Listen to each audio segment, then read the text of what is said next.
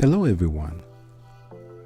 In this video, I will walk you through the process of building my new twinkly Christmas tree, also known as Big Tree.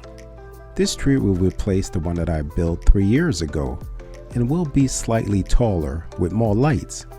If you're curious about my previous tree, feel free to explore my channel's Christmas videos. Like the old one, I'm using two 8x4 1/4-inch thick PVC sheets, partly because I'm building this tree in two parts for easy storage.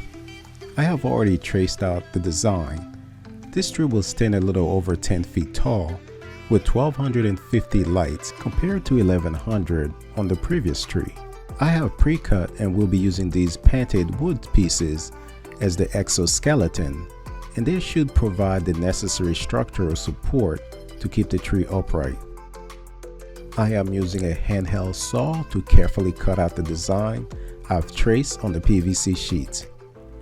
The new tree will be approximately 6 inches taller than the previous one, but this small difference likely won't be visible on the screen. As I mentioned earlier, this tree will have 1250 lights, 750 on the bottom and 500 on the top portion of the tree. I am now using a 1/4-inch drill bit to create holes at the pre-marked points on the PVC sheets, which will serve as the sockets for the lights.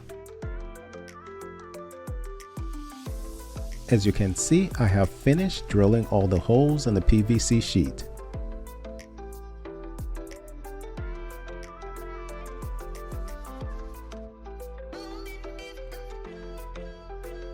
To create a clean, finished look, I've applied painter's tape along the outer edge.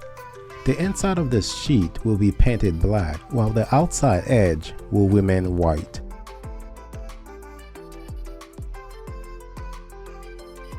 As you can see, the new tree design, which is laid out next to the old one, will have a similar footprint. However, the new design features a closed frame, providing a cleaner aesthetic and enhancing the lighting effects since the balls will be closer together. The old tree consists of 1100 lights, as I mentioned before, whereas the new one will have 1250 lights. I can fit more lights into the frame by closing the gaps between each light. In the old tree, the lights were approximately 3 inches apart, whereas in the new one, they are about 2 inches or less apart. As you can see, removing the painter's tape reveals the 2.5-inch border that will hold the wooden strips. This new tree is a complete rebuild, featuring a new structure, new components, and new lights. The lights from the old tree will be repurposed in other areas of the Christmas display. The tree, as you notice again, is in two parts for easy storage. The base of the Christmas tree is 6 feet wide, the middle section is 4 feet wide, and the top is 1 foot wide. I've already cut and painted the 1 and 1.5 inch wood strips to the appropriate lengths for each section. Once the wood strips were securely clamped to the PVC frame, I flipped the entire structure over and used a nail gun to firmly attach the strips to the PVC board.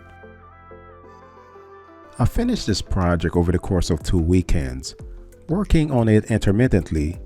I'm sure it could have been done quicker if I had dedicated more time to it.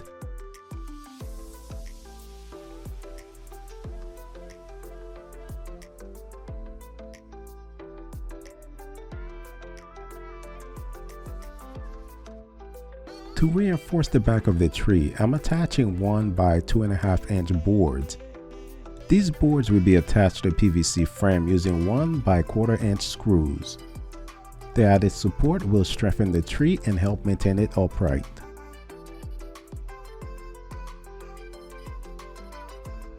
As this is a twinkly inspired tree, the lighting effects should be significantly cleaner and more precise than the previous design. Just like the previous tree, I'll be able to use the Twinkly app to control the lighting effects on this new tree.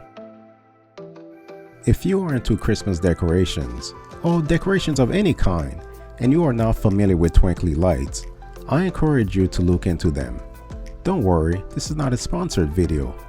The comments and opinions are my own. With both sides of the tree reinforced with wood strips, it's time to add a decorative touch to the front. I'll be attaching 1.5 inch PVC molding to the top of the wood strips using a nail gun.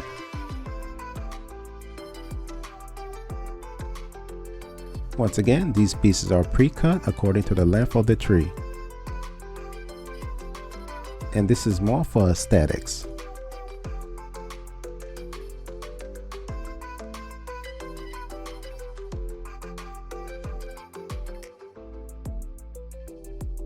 Now comes the fun part, adding the lights. I'll be installing 1250 brand new lights with 500 illuminating the top section and 750 lighting up the bottom. To begin the process, I flipped the tree on its back and carefully inserted each bulb into the pre-drilled hole.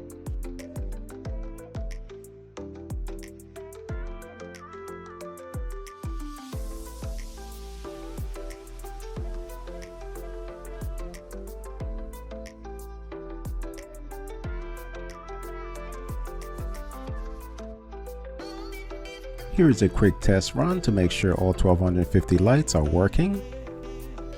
So far so good, but there's still some work to be done to complete the tree.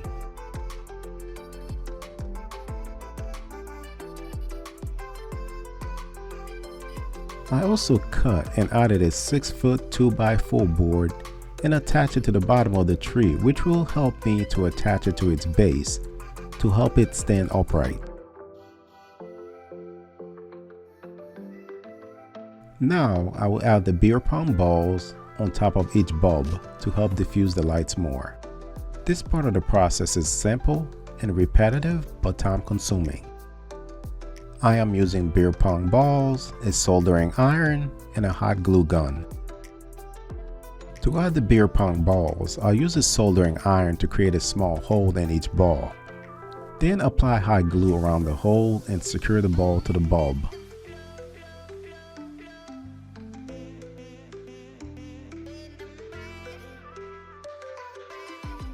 Here is the tree with all the balls added. It's definitely looking good. Compared to the open frame design of the previous tree, the closed frame design of this tree creates a much cleaner and more polished appearance.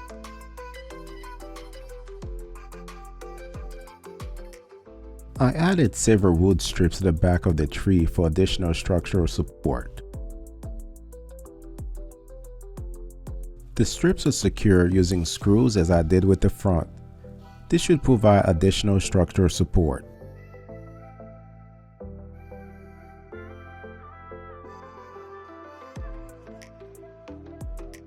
It should be much steadier now. Now that the tree is complete, it's time to see it in action. Let's turn on the lights and see a few effects on it.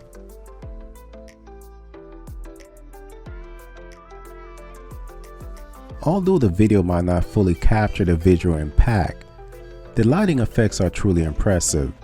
The closed frame design creates a much cleaner and more refined look compared to the previous tree. I can't wait to see this tree upright with all the cool effects. Don't forget to come back to see the lights. Thanks for watching, and I'll see you in the next one.